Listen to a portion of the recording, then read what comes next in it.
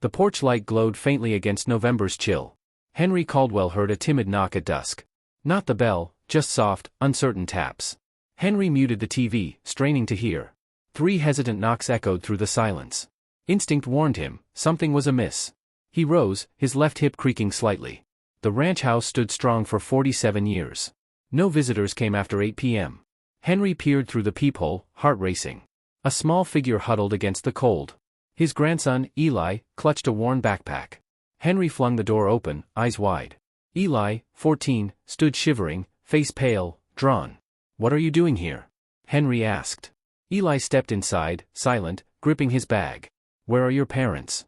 Henry pressed gently. Eli's brown eyes, like Lucas's, held fear. "They're in Texas," Eli whispered, voice low. Henry frowned. Lucas mentioned a conference. "Who's watching you?" Henry's tone was soft. Eli's shoulders shook, not from the cold. "Let's warm you up," Henry said kindly. He led Eli to the kitchen's warmth. The old wood stove radiated heat from supper.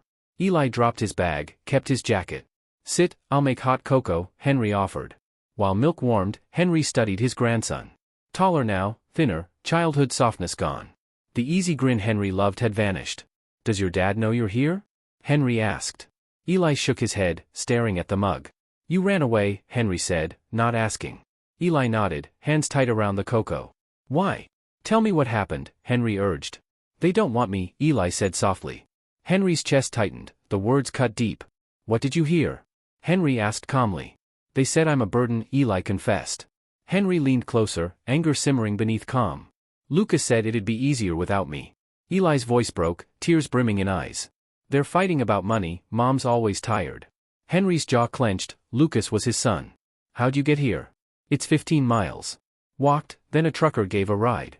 "You're safe now," Henry said, voice firm. Eli's shoulders relaxed, sipping his cocoa. Henry fixed a sandwich, mind racing fast. "Lucas and Mara return in 2 days. Calling them now might worsen things." Eli needed time to share his story. "Eat up," Henry said, setting down food. Eli ate quietly, fear lingering in eyes. "Has anyone hurt you?" Henry asked carefully. "No, just words," Eli said, voice small. "They don't want me," Eli repeated sadly. Henry showed Eli to the guest room.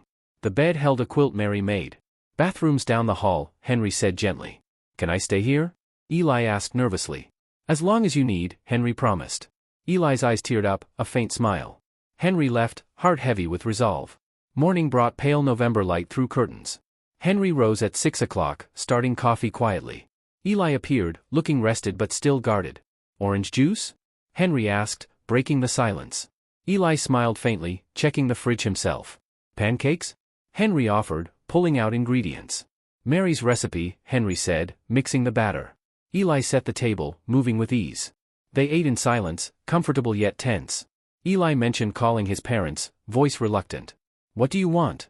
Henry asked gently. "I don't want to go back," Eli said. "We'll figure it out," Henry reassured him.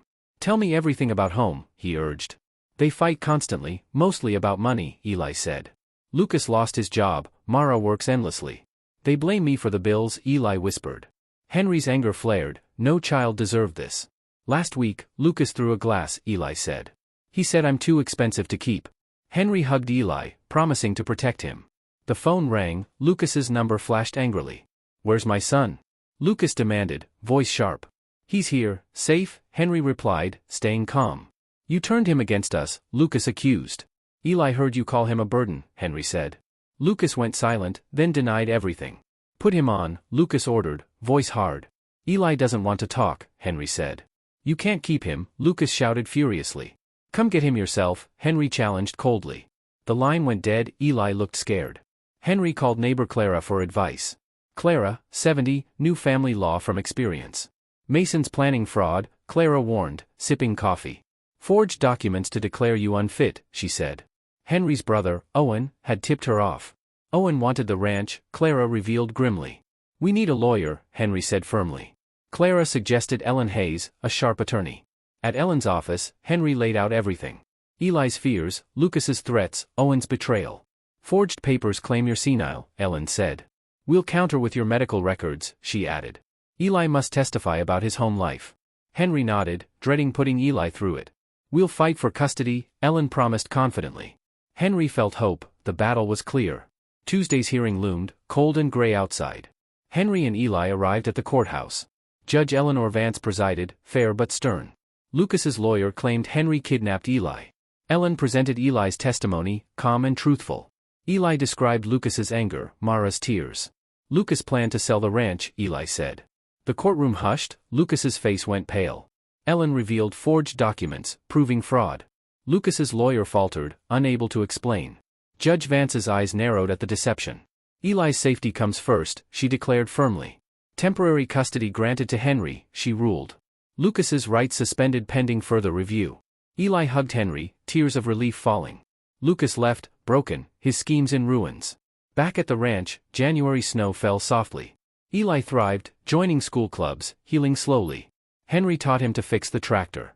Solid foundations last, Henry said, smiling warmly. Eli nodded, handing tools with quiet confidence.